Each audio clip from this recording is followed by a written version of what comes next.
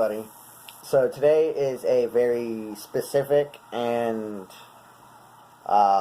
personal vlog to me. It's about a topic that I don't want to say that I'm uncomfortable talking about, but it's not really something that I generally would talk about to people due to the fact of how personal it is.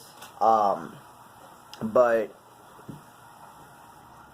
with the last 3 vlogs, I kind of got downright and personal as to who I am, and I feel like maybe this is... I don't feel like technically I owe anybody anything as far as how personal I can get. I don't owe anybody that, whether it's you guys or a coworker or whatever. I don't owe anybody an explanation for anything as far as my personal life. But at the same time, I do want you guys to know who I am. So this is something that's kind of been on my mind to talk about. I've been putting it off because I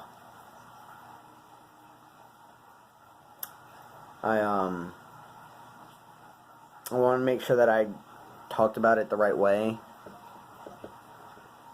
So that being said, I'm going to go ahead and just get right into it.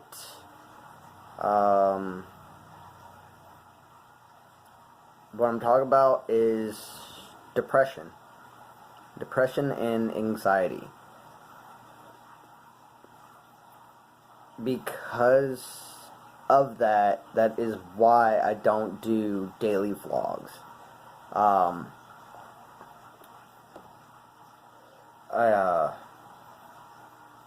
Obviously at this point you're kind of coming to the conclusion that, oh, wait, is he diagnosed with depression? Does he have anxiety? Yes. And it's not that it's really like self-diagnosed. For the longest time it pretty much was. I knew that I had depression and anxiety, but I never had anybody actually diagnose me with it, and my doctor hasn't actually diagnosed me with it. I went and took some counseling a while back, and through that I was diagnosed with depression and anxiety. I don't take anything for it, or just like with my ADHD, I don't take anything for that either. I used to take meds for my ADHD, but I ended up stopping that in high school.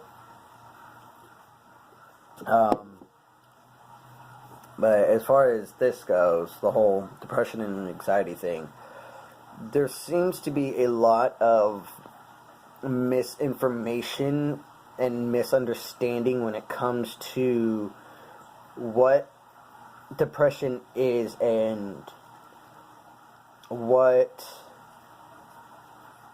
how it affects people.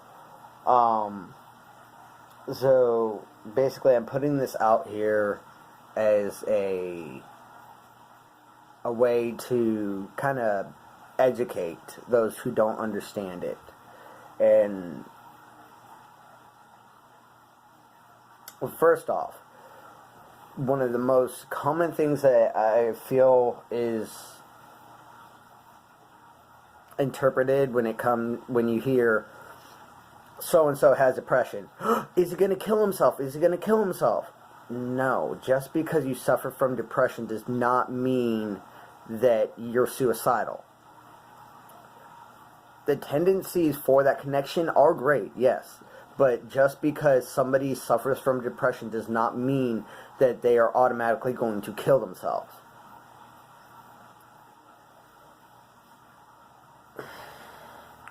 With that being said, me personally, I've been to those dark, low moments where I've thought maybe that is the solution. Obviously, I've never gotten to that point because, well, I'm fucking here, aren't I? But I have gotten dark and down and depressed to the point where I thought, what if that, maybe that's what I should do. To give you kind of a construct as to how depression is, the way it's easiest to explain for me to, or the way that it's easiest for me to explain to somebody who doesn't have depression is, imagine that you open a door and you walk into a room. You close the door behind you, there's no lights. It's complete darkness. The only way that you know that there's anything in that room is that there's a window. On the opposite end of the room, so say this side of the room, there's a window right here. On this side, directly opposite, is a door. You walk in from this door, and you're standing in the middle of the room. You are now in your depression. That room is your depression. There's only two ways out of that room. That door that you came in from, or that window. Where does that window lead? 52 stories down. You kind of get where I'm going with this. When you're in your depression, there's two ways that it could go. Either you get so low, aka the further into that room that you go, the closer you are to that window, that way out. Or the further into that room that you go, the deeper your depression is. I've been right to that point where I was at that window. That's how depressed I've been at times. As of late, I've been in my depression but near the door. So not to the point where it's like all hope is lost. The only thing left to do is to fucking commit suicide. Lately, I've not been to that point where that's the only thing left to do. There's no coming back from where I'm at. I've been closer to the door where I see a light shining from the other side of the door, coming through the cracks, like the bottom of the door, and like, you know, when, let's say the house is pitch black, but except for one room, but that door is closed, you can see the light on the other side. That's what I'm talking about. I can see the light on the other side of the door. I can see where my happiness is.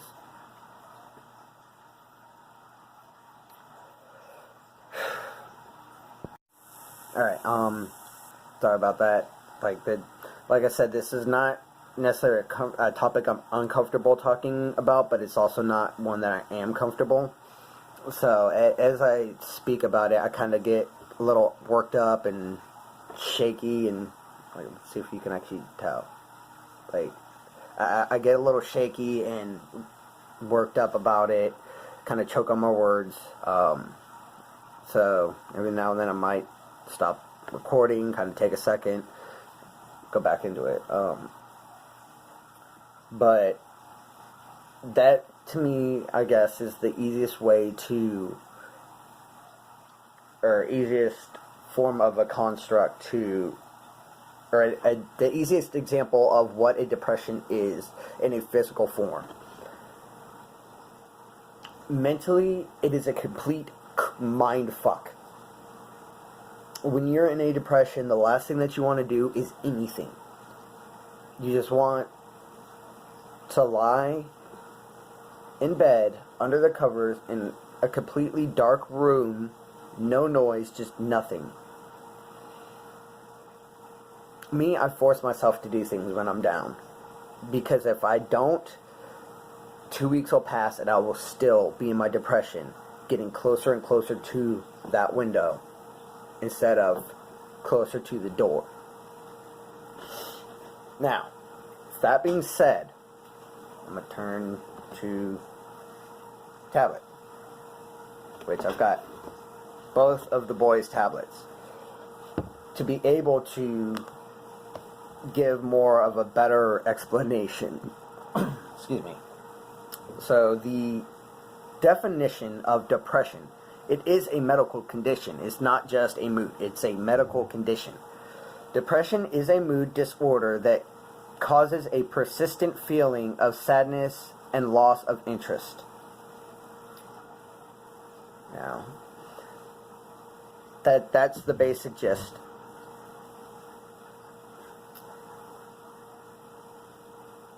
With that being said, I was also diagnosed with anxiety, which the definition for anxiety, people with anxiety disorder frequently have intense, excessive, and persistent worry and fear about everyday situations.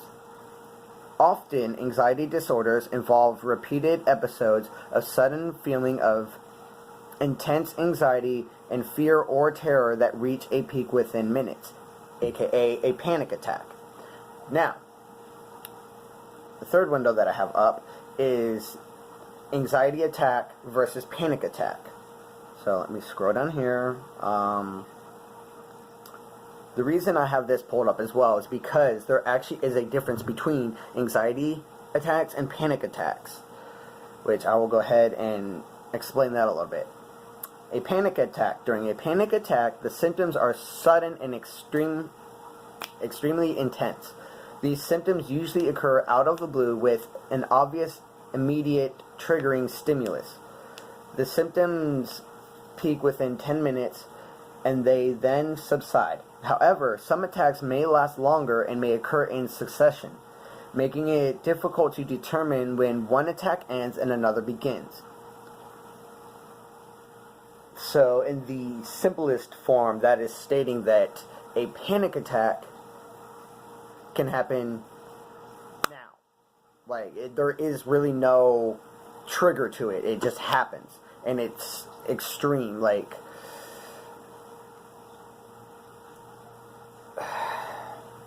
If you're sitting here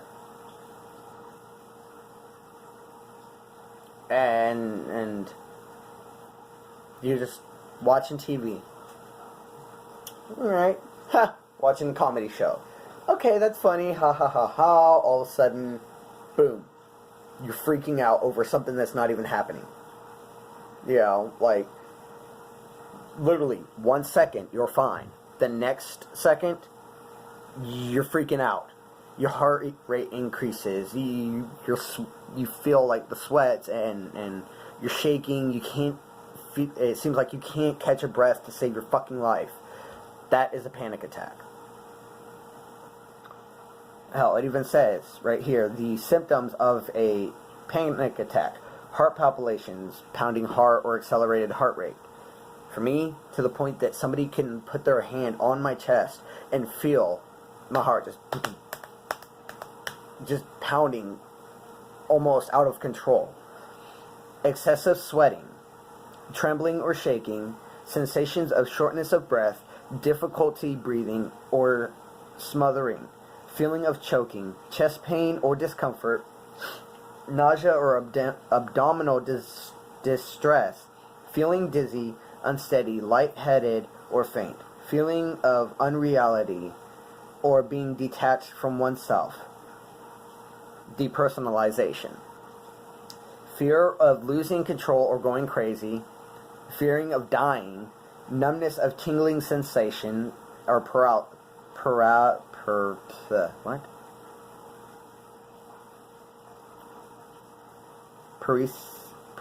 whatever the hell that word is. Numbness or tingling, okay? Chills or hot flashes.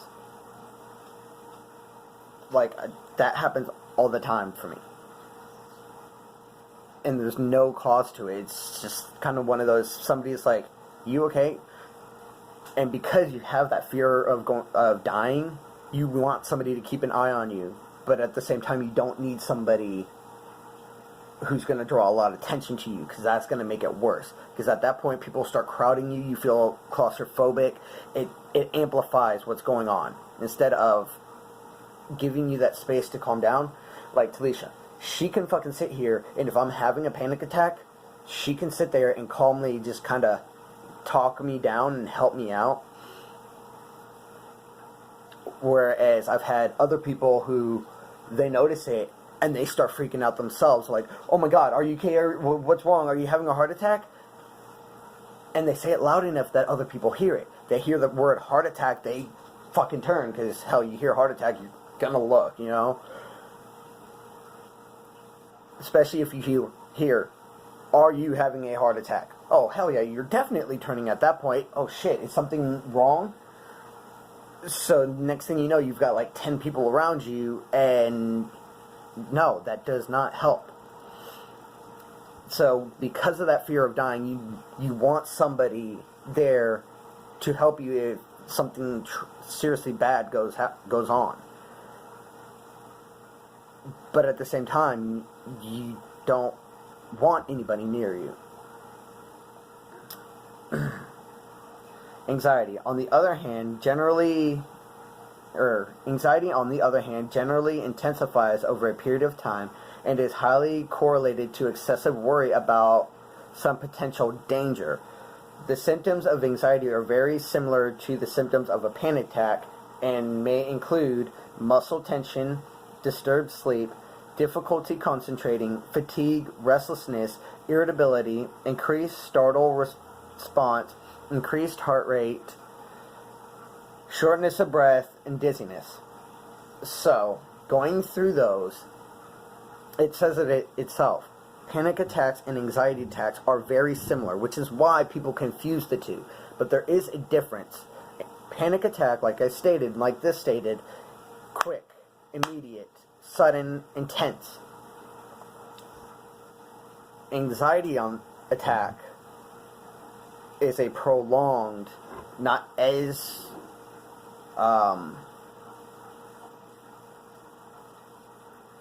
or it generally intensifies over a period of time. So,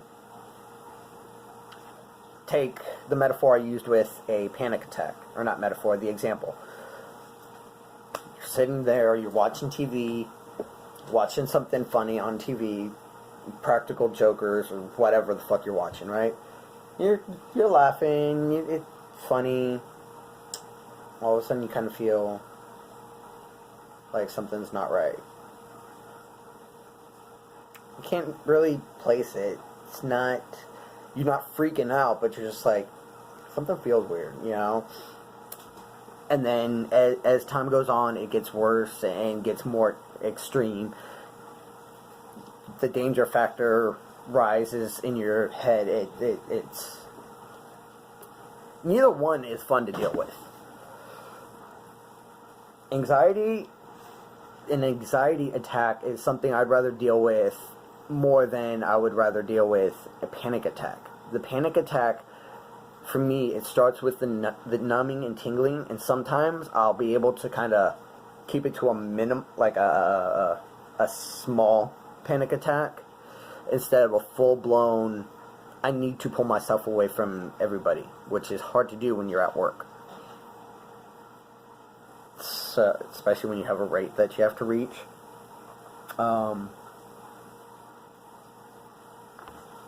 So, yeah, that's the difference between a panic attack and a anxiety attack. But back to the whole depression thing. The symptoms of depression would be sadness, tiredness, trouble focusing or concentrating, unhappiness, anger, irritability, frustration, loss of interest in pleasurable or fun activities, sleep issues, too much or too little, no energy, craving unhealthy foods, anxiety, isolation. Hold on a second, this is loading.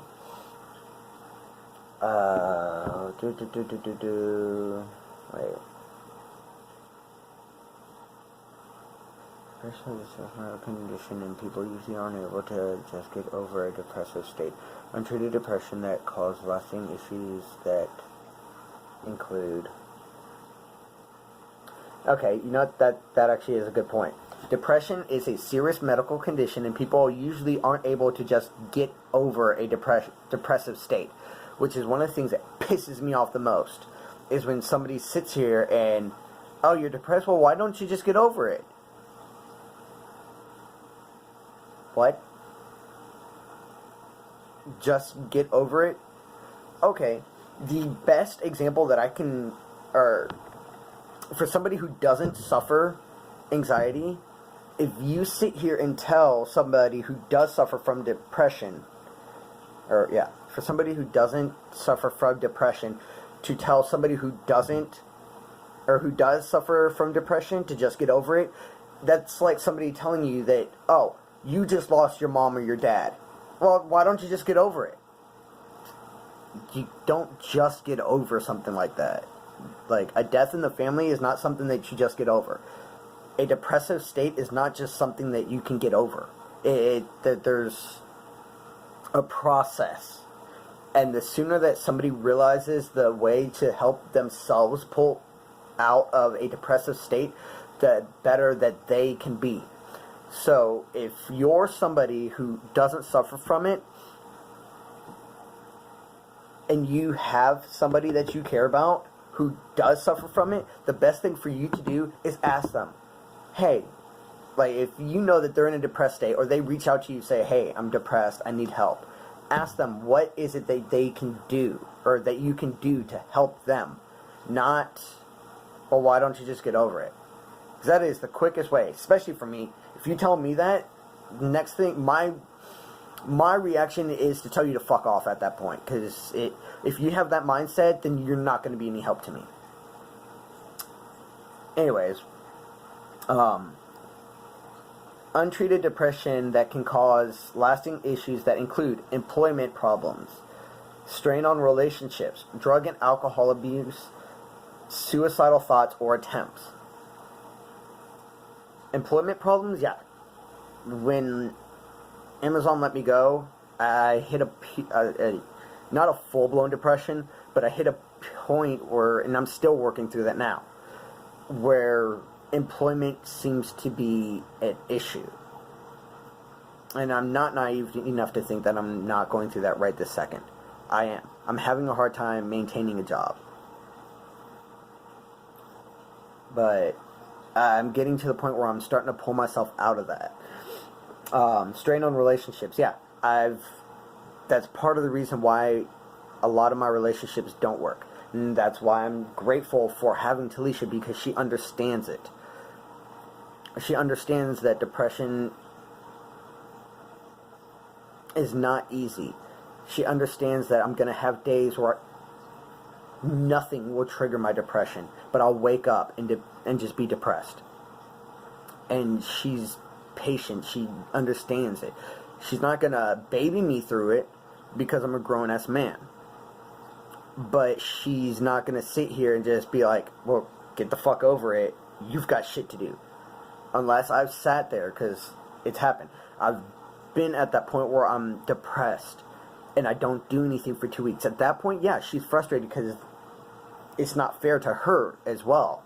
In a relationship, it's not fair for one person to go into a complete depression and not do anything, and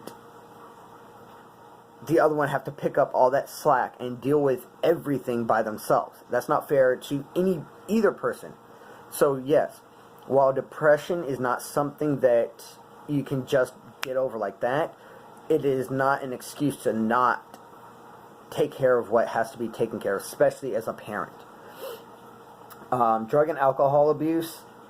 I've had my point in time where I had alcohol abuse with the split of me and my ex-fiance. I went through a depressed state where I was drinking almost every day. Now I'm at a point where I drink maybe... I had fuck, what was it? A Jack and Coke for my birthday. like a month ago. That was the first drink I had since I think New Year's.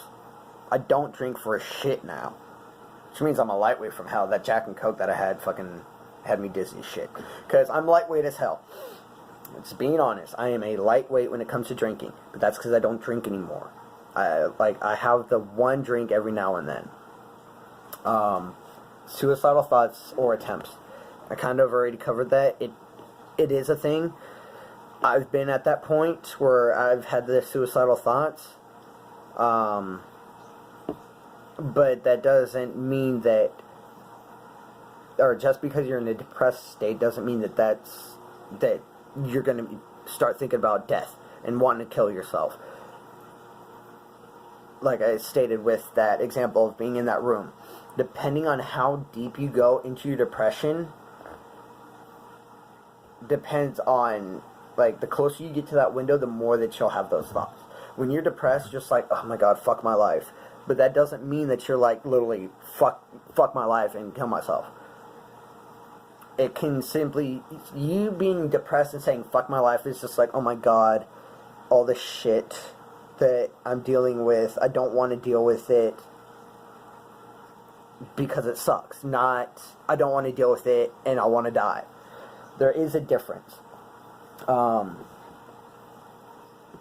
What causes depression? Apparently it's a genetic, a biochemical thing, a hormonal thing, a seasonal thing, situational thing that is not really like, it's not that, oh, because your parents were depressed means you're going to be a depressed person throughout your life. But at the same time, you could. So, genetic. Depression may be an inherited condition. You may have a higher likelihood of experiencing a depressive disorder at some point in your life if you have a family member with depression. The exact genes involved are not known. It's believed that many genes may play a factor in causing depression. So that's basically stating that you could or you couldn't. If your mom or your dad was depressed growing up, you might have it, you might not. You know, it's not exact science as far as is it a genetic thing. Biochemical. Some people have noticeable changes in their brains with depression, even though this potential cause isn't understood. It does suggest depression starts with brain function. Some psychiatrists look at brain chemistry with cases of depression. Well, yeah, I mean, any mental disorder is going to have a biochemical link to it. So, I mean, that's kind of whatever. Hormonal. I mean, think about it. When you're going through puberty, you're teen angst, you know? Like, you're having mood swings up and down. So, I mean, that's kind of a self-explanatory thing. Seasonal. As daylight hours get shorter in the winter, many people develop feelings of lethargy, tiredness, and loss of interest in everyday activities. Okay, so yeah, that's why Alaska. A lot of jobs out in Alaska actually pay for you to move out there. They pay, like, well, not just move out there, but there's like a hazard pay on a simple job out in Alaska because Alaska has that 6 months of no sun. Alaska, I believe, has the highest suicide rate in the United States because of that period of time where there is no sun. Without the sun, like, it's not as commonly known, but the sun is, like, without the sun, it affects your mood. You're not getting the stuff that your body needs, or your body's not getting the stuff, like the vitamins and shit that it gets from the sun that it needs. Therefore, it actually affects your moods, and you can get depressed, and yeah. Situational. Trauma, a big change, a struggle in life can trigger a case of depression. Losing a loved one, being fired, having financial troubles, or undergoing a serious change can have a big impact on people. Yeah. you're struggling with your bills, or your parents get divorced, or your girlfriend breaks up with you, or boyfriend, whatever. That can bring on depression. Okay, enough of the medical shit. On this tablet, I've got to put this code in to unlock it again. Alright, well, what I've got up on this one is... Shit, I need to wrap this up, because I know I'm going to be running out of space soon on my phone, because I need a bigger SD card. Anyways, what I've got on here is the song 1-800-273-8255 by Logic.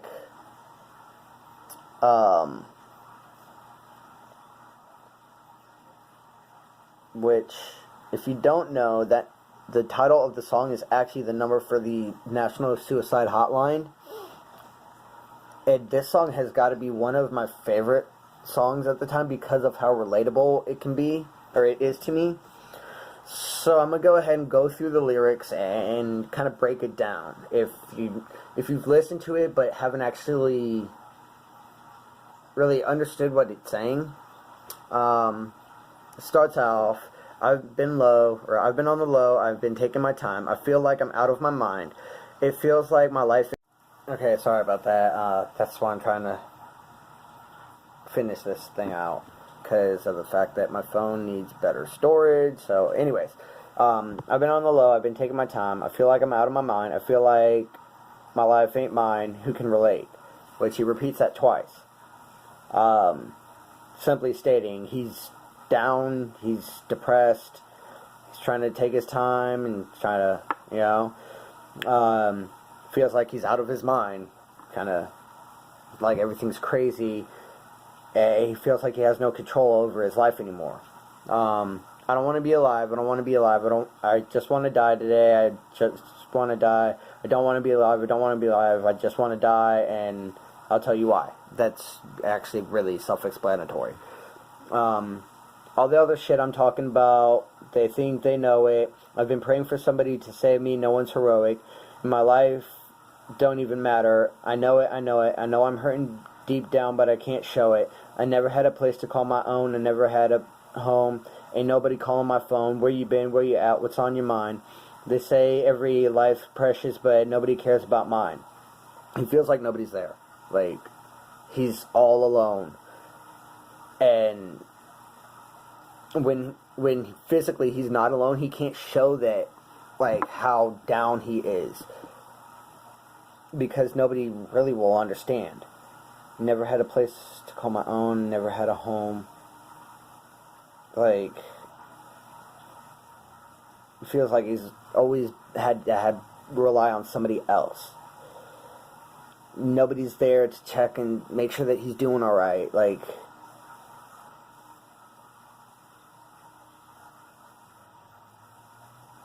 he's praying for somebody to pay attention and look at him and be like, hey, are you doing alright?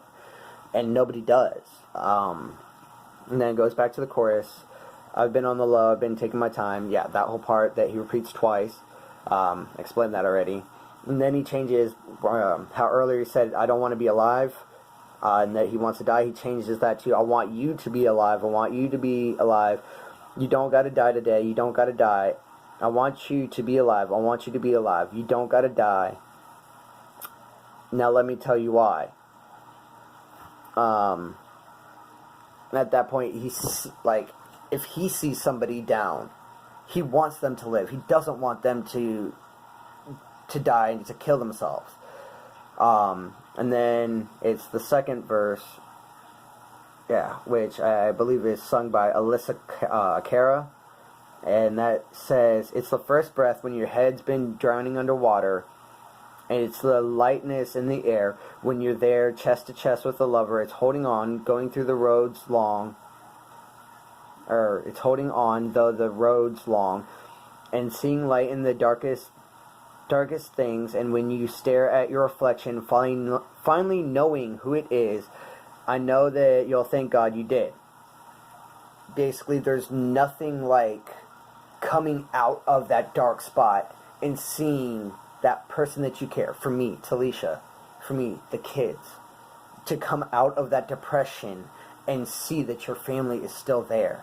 That is the thing for me.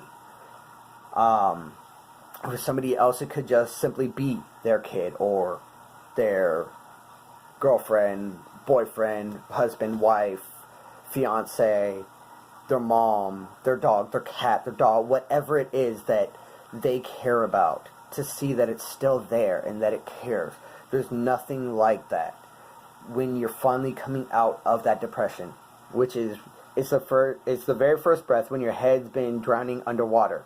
Like, okay, say you're sitting here, you're swimming underwater, you're like almost out of breath. You come up, that very first breath that you take in that fills your lungs, there's nothing like that. It's basically like that. When you finally come out of your depression, there's nothing like that first breath of happiness. And then it goes on. I know where you've been, where you going, I know where you've been, where you are, where you're going. I know you're the reason I believe in life. What's the day without a little night? I'm just trying to shed a little light. It can be hard. It can be so hard. You gotta live right now. You got everything to live right now. Essentially saying that, I know where you've been. I know that dark spot that you're in, and I know where you're gonna go. I know you're the reason I believe, I know you're the reason I believe in life. You are the reason why I continue. You are my life. For me, the kids, and Talisha. Again, like I just stated that, but that is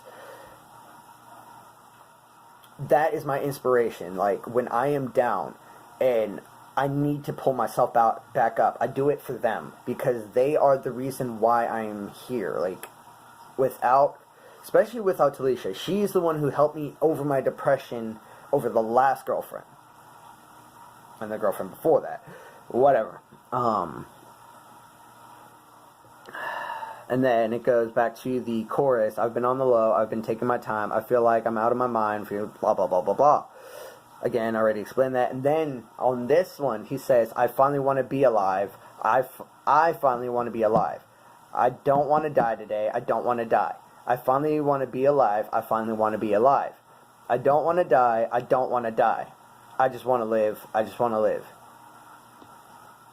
Pain don't hurt the same. I know. Oh, wait, hold on. Let me go back.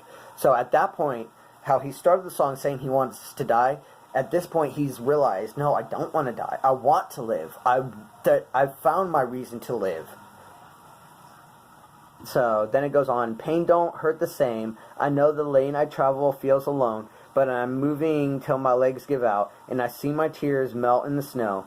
But I don't want to cry. I don't want to cry anymore. I want to feel alive. I don't even want to die anymore.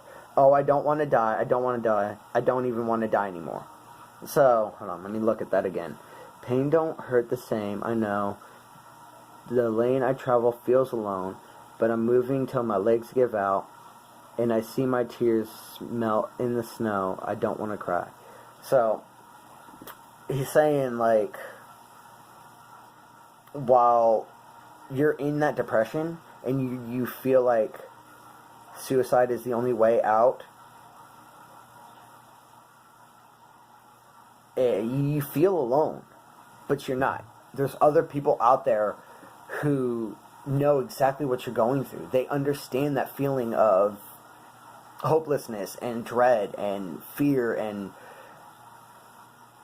that depression. There's other people out there that feel it and know it, and they feel exactly how you feel.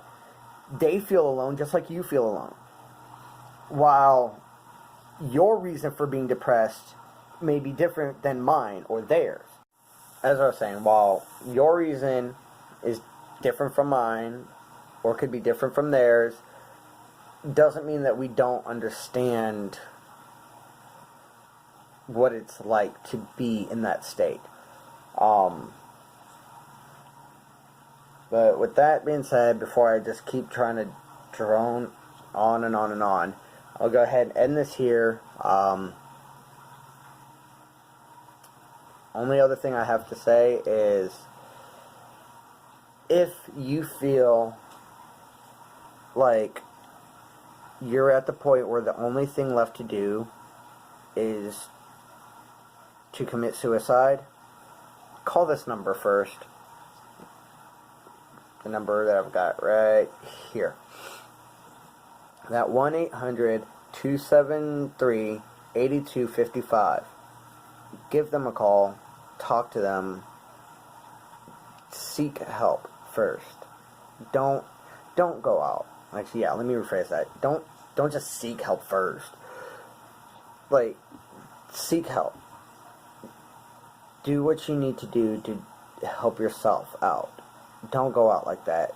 Going out like that hurts so many other people. Yeah, with that, if you feel like there's something that I should have explained and missed, leave a comment. If you feel like I should do more serious stuff like this, give me a thumbs up. Yeah. Subscribe if you aren't already subscribed. Hit that bell in order to become part of the notification squad, and I'll see you in the next video.